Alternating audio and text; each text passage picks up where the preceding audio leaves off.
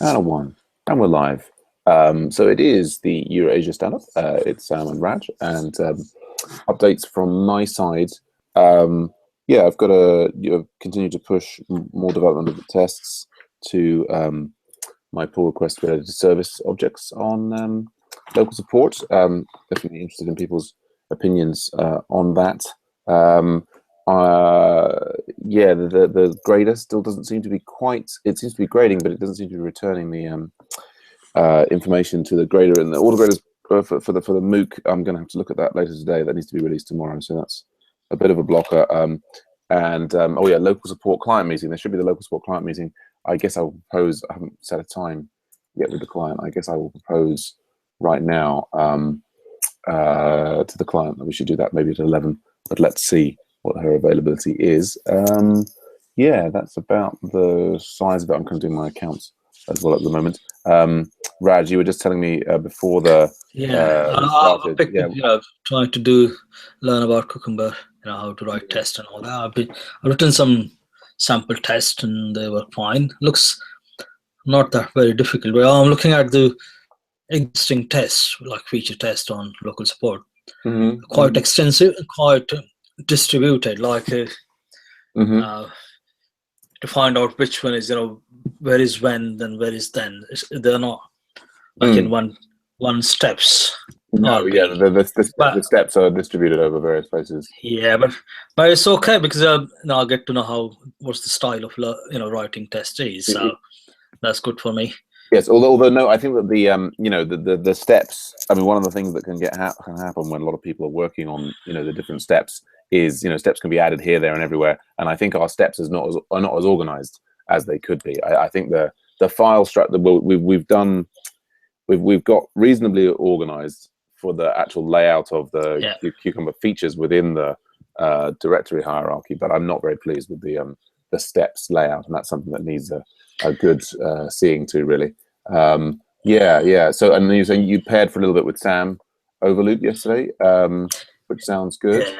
Yeah, Sam he's already written tests for his, the validation he's writing about.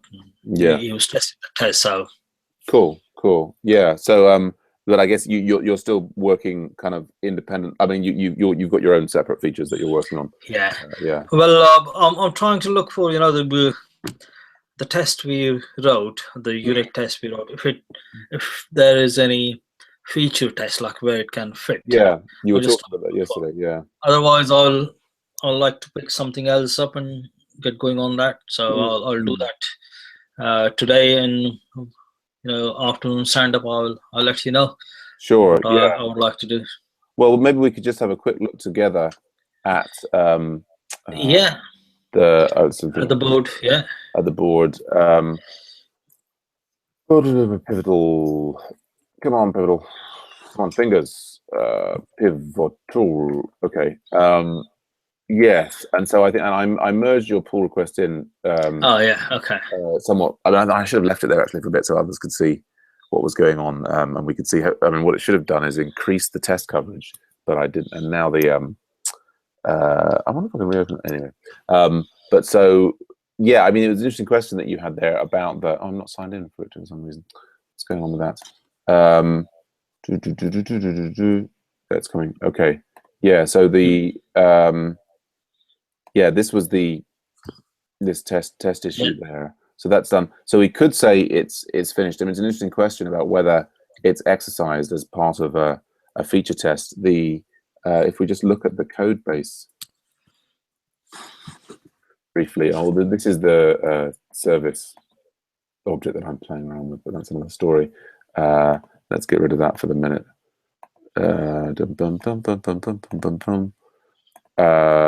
So yeah, I mean, you're thinking, is there a feature test which sort of exercises aspects of that element? And if we look at our features, I mean, it's sort of, I mean, the kind of thing that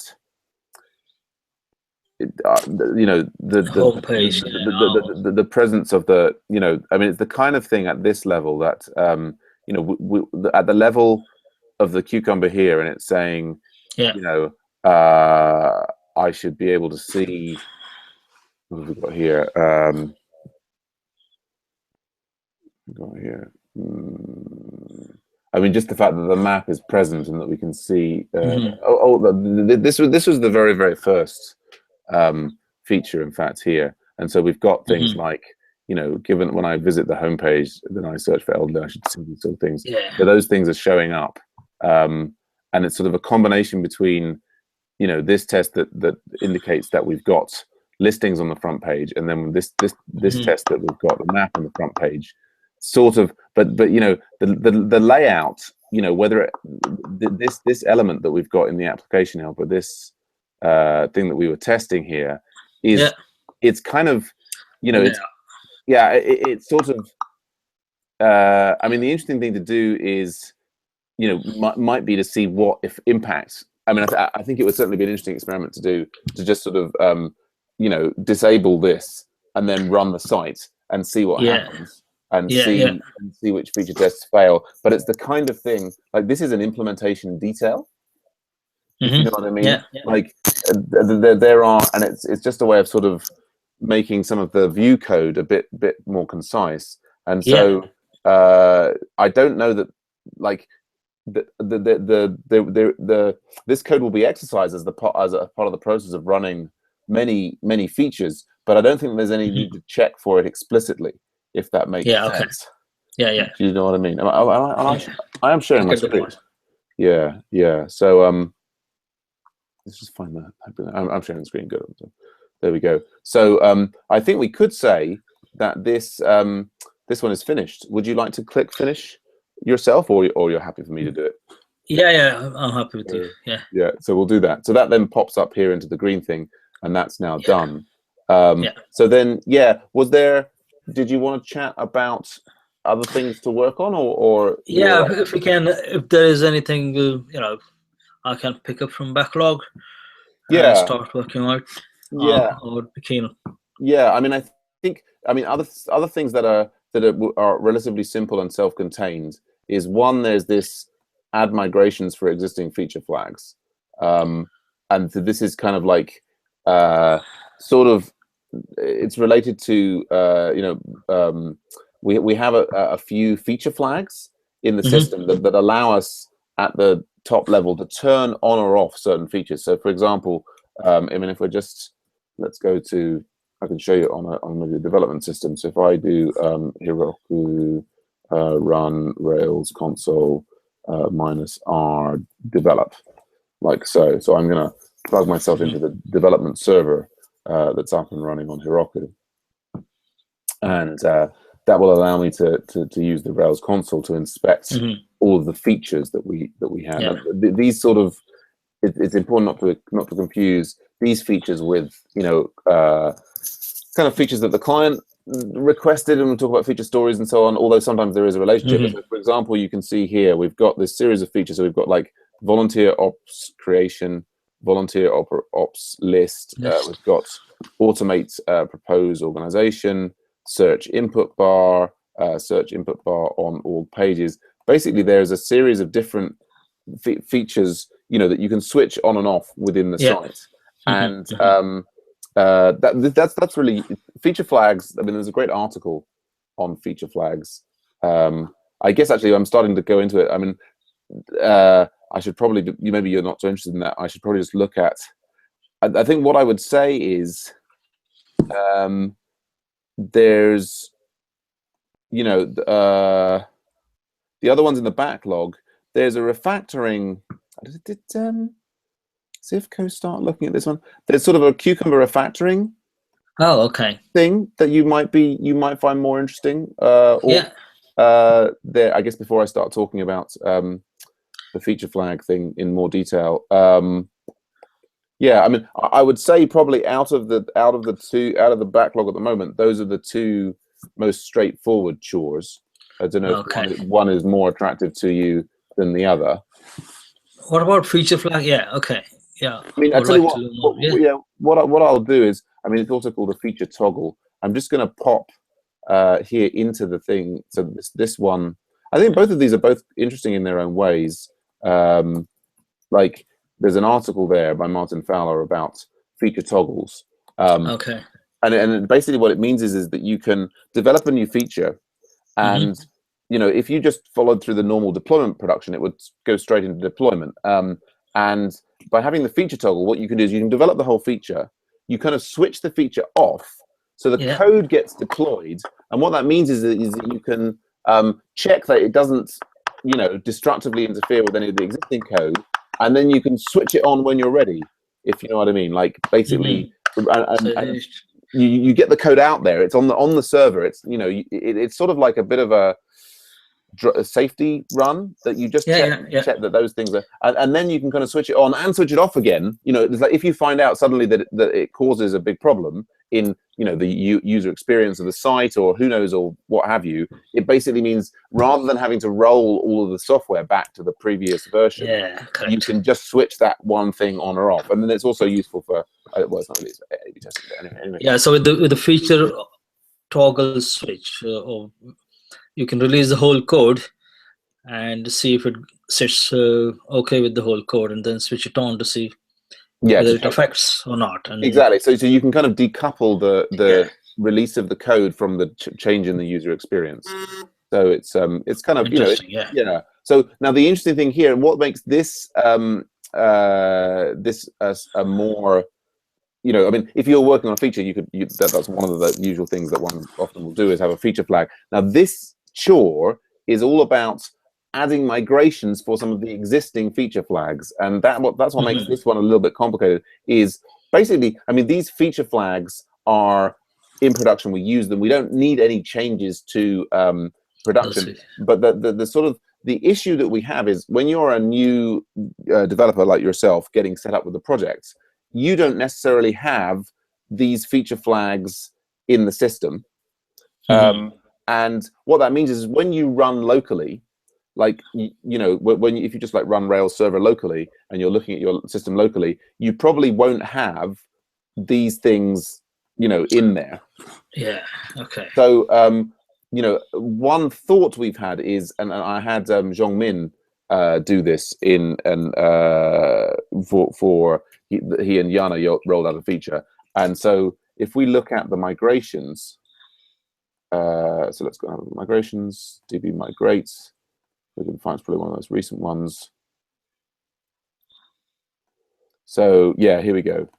So we had I had Zhong Min have this migration where basically as part of rolling this out, it actually had, it creates the feature so that you can then easily switch it on.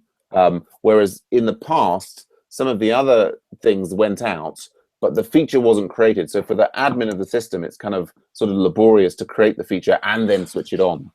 You've got to do this kind of two-step process, and then potentially you create the wrong feature, and it's a bit of a pain. And it's then also something that the individual developer might have a problem with. I mean, one of the things, sort of, we could even break this. I don't know. Well, I can actually see two ways of doing this. One is that this, like, if we're just thinking about the new developers getting set up with the site, we could just add something to the seeds file so that the features are created by default in the seeds file. The other place is that, if we go back to here, so like we've got, for example, the volunteer ops create. What we could be doing, and I'm a little bit suspicious of this actually, if we have a look here, like, let me create volunteer ops here. Like at this point, when we created the volunteer ops table, ideally we might have actually created the feature flag at that time. However, I don't know how much experience you have with the migrations. It's kind of dangerous to start interfering with the previous migrations, because like if we change, you're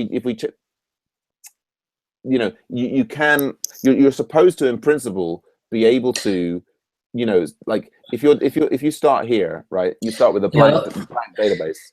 Yeah, right at the beginning you have a flag. Yeah, I understand this. So if you have right at the beginning, then later you can switch it on or off. But doing that now, like doing that where the creation of the table is taking place, and that will hurt So that's several other places. Yeah, but and then there's a more that's true, and there's more and general migration. Yeah, and there's a more general point about migrations, which is, you know, when anybody sets up a version of the system, the way it does it, or what it does with the database, is the database is initially empty, completely empty, and then each of these migrations is run in turn.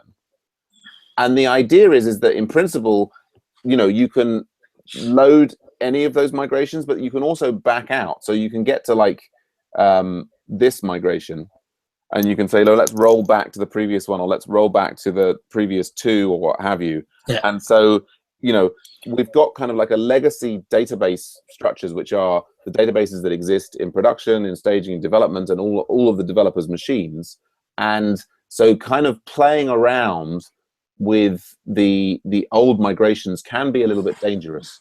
I mean, I can sort of imagine here we could be, you know, throwing in oh, lost it. Like for the volunteer thing, we could be throwing in, you know, here like the creation of these flags that went with this. Okay. So we could be doing that.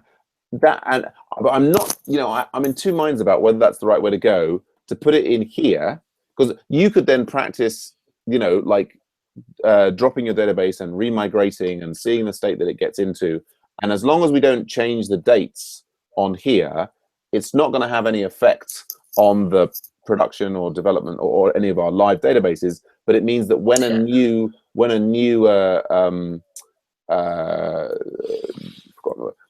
new developer gets set up with a project, they'll have those things created originally. And also when they're looking at, oh, okay, they're referring back to the migrations, you know, it's like, it's sort of an example of perhaps best practice, so that the, you know, that change that when somebody's developing a feature in future, they'll do the same thing, and they'll say, oh, okay, yes, of course, when I'm doing this, I should also create my feature flag like so. However, the simpler approach might be to just throw these in here and just say, oh, okay, you know, we've got these, you know, several different things here, and, you know, let's, because all of the new developers, they're going to run the seeds thing at the beginning, so we could even have the seeds thing, put them in there, and we can also, then there's also, I think, you know, there's like an activate, you know, we could even turn them on, like whatever is the default setting, to make sure that the local developers thing is more. So there's kind of, I've as usual, I'm talking far too much, but I'm sort of showing you there. That's, you know, so it's kind of, this one is much less clear cut than the one you worked on yesterday, in that it's kind of like, it would be sort of an experimentation to work out, you know, maybe even work out what the user stories are for, you know, the need of the features, system admin, like, and for the developers. There's almost like the you know, our client, right, the voluntary action Harrow, they don't really care about this stuff. This is sort of like internal things for us about the way in which we onboard new developers. So anyway, now, and I could talk for the same length of time about this one, but I won't right now, because you're probably I'll have a look at both, and then decide what I can work on. Yeah, absolutely. Feature flag interests me, but let's see. Yeah, no, that's right. And yeah, there's a link to a discussion there. If you want to find out more about that one, just reach out to me. Okay, cool. Yeah. All right. Well, yeah, I'm going to get on, I guess, with preparing for the client meeting. There'll be a recording of that you can watch if you're interested, and on my accounts. Yeah, and maybe check in with you this afternoon. Yeah. Okay. Speak to you later then. Great stuff. Thanks, Raj. Bye for now. Man. Cheers. Bye.